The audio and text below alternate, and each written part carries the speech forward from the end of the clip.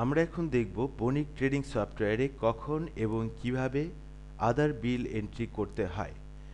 কখন কিভাবে এবং কেন আদার বিল এন্ট্রি করতে হয় সেটা আমরা এখন দেখব। আমরা সাপ্লায়ার মেনুতে যাই, সাপ্লায়ার মেনু থেকে এন্টার আদার্স বিল ক্লিক করি। আমরা দেখতে পাচ্ছি এন্টার আদার বিল এন্ট্রি ফর্ম।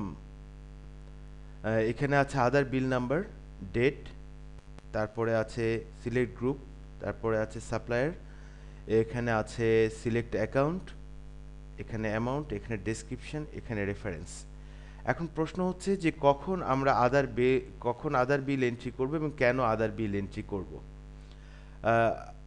এখানে শুধু একটু মনে রাখতে হবে যে একটা ট্রেডিং কোম্পানি, একটা ট্রেডিং বিজনেস যেই আইটেমগুলো নিয়ে বিজনেস করে, যেই আইটেমগুলো তারা আরেকটা সাপ্লায়ারের কাছ থেকে কিনে এনে তাদের কাস্টমারের কাছ থেকে সেল করে, সেই ধরনের যখন আইটেম পারচেস হবে সেটাও আসলে বিল, সেটাকে আমরা পারচেস এন্ট্রি বলি। সেটা আমরা সাপ্লায়ার মেনু থেকে পারচেস এর মাধ্যমে এন্ট্রি করি। কিন্তু যেই এন্ট্রি, যে আইটেমগুলো আমরা রিসেল করব না, আমাদের নিজেদের দরকারে আমাদের কোম্পানি কিনছে এবং সেটা যদি বাকিতে ক্রয় করা হয়, সেই ক্ষেত্রে আমরা এন্টার আদার বিল এন্ট্রি করতে পারি।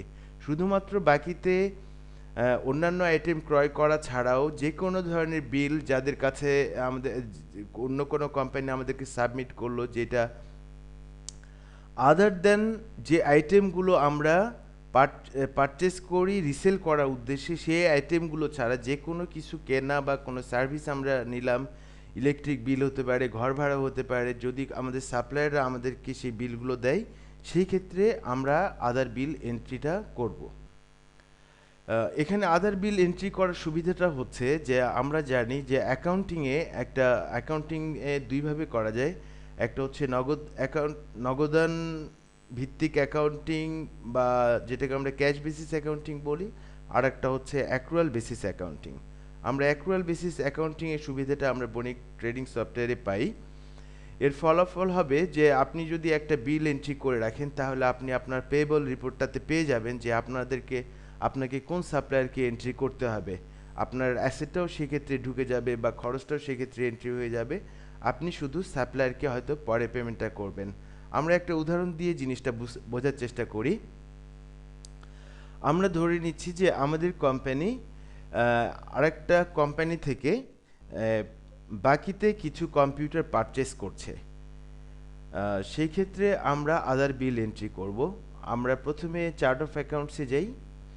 চার্ট অফ অ্যাকাউন্টসে যে জানি আমরা আমাদের এই প্রতিষ্ঠানটা যেহেতু সিমেন্ট নিয়ে বিজনেস করে, এদের কম্পিউটারে বিজনেস না, সেই ক্ষেত্রে এটা আর পারচেস এন্ট্রি হিসেবে আসবে না, কারণ কম্পিউটারটা ইনভেন্টরি হিসেবে এখানে গণ্য হবে না, কম্পিউটারটা এখানে অ্যাসেট হিসেবে গণ্য হবে। তাহলে আমরা ফিক্সড অ্যাসেটের আন্ডারে একটা লেজার তৈরি করে নিতে পারি। ফিক্সড অ্যাসেট এখানে সিলেক্ট করা আছে, এখানে আমি অ্যাড চাইল্ডে ক্লিক করলাম।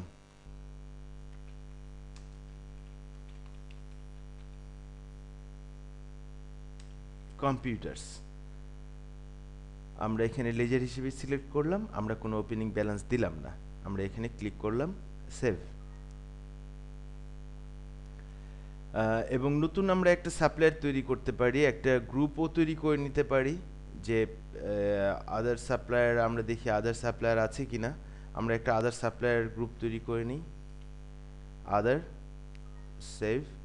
আমরা এখন গ্লোবাল প্রাইভেট লিমিটেড নামে একটা সাপ্লায়ার তৈরি করব। ক্রিয়েট সাপ্লায়ার, এখানে গেলাম, global private global brand limited. Okay, আমরা এখানে সিলেক্ট করলাম গ্রুপটাকে আদার, এখানে কোনো ওপেনিং ব্যালেন্স থাকছে না, আমরা সেভ করে নিই। এখন আমরা কি করছি, গ্লোবাল ব্র্যান্ড থেকে আমরা 1,40,000 টাকা দামের কম্পিউটার বাকিতে ক্রয় করছি, যেটা আমরা বিলটা পেয়েছি। আমরা বিলটা পেমেন্ট করব আরও কিছুদিন পরে।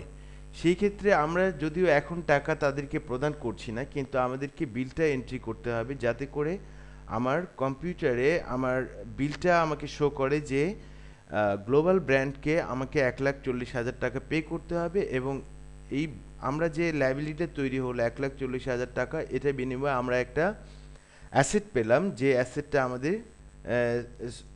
আমাদের অ্যাকাউন্টসে চলে আসবে। আমরা এখন এন্ট্রিটা করতে পারি সাপ্লায়ার এন্টার আদার বিল। এখানে আমরা গ্রুপ সিলেক্ট করি প্রথমে আদার, এখানে আমরা সাপ্লায়ার সিলেক্ট করি গ্লোবাল ব্র্যান্ড, আমরা এখানে অ্যাকাউন্ট সিলেক্ট করব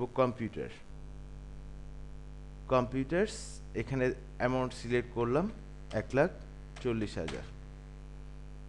এখান থেকে আমরা দিলাম যে ডেল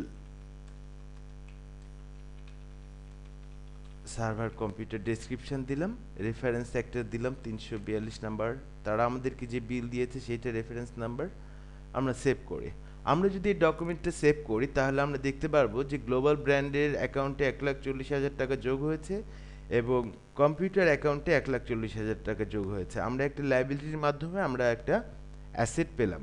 আমরা সেভে ক্লিক করি, ইয়েস, ওকে। আমরা এখন সাপ্লায়ারের লেজারে যাই, লেজার গ্রুপ আদার, এখানে গ্লোবাল ব্র্যান্ড, এখানে আমরা ক্লিক করলাম। আমরা দেখতে পাচ্ছি গ্লোবাল ব্র্যান্ড সাপ্লায়ারের অ্যাকাউন্টে 1,40,000 টাকা জমা হয়েছে। এটা আমরা আদার সাপ্লায়ার ব্যালেন্স স্টেটমেন্ট থেকেও পেতে পারি। এখানে আমাদের আদার সাপ্লায়ার গ্রুপে শো করছে গ্লোবাল ব্র্যান্ড লিমিটেড আমাদের কাছে 1,40,000 টাকা পায়। আবার আমরা যদি ব্যালেন্স শিটে যাই তাহলে আমরা যেহেতু কম্পিউটারটা আমাদের অ্যাসেট, সেক্ষেত্রে আমরা ব্যালেন্স শিটে আমরা ফিক্সড অ্যাসেটের আন্ডারে আমরা কম্পিউটার্স হিসেবে 1,40,000 টাকা পেয়ে যাই।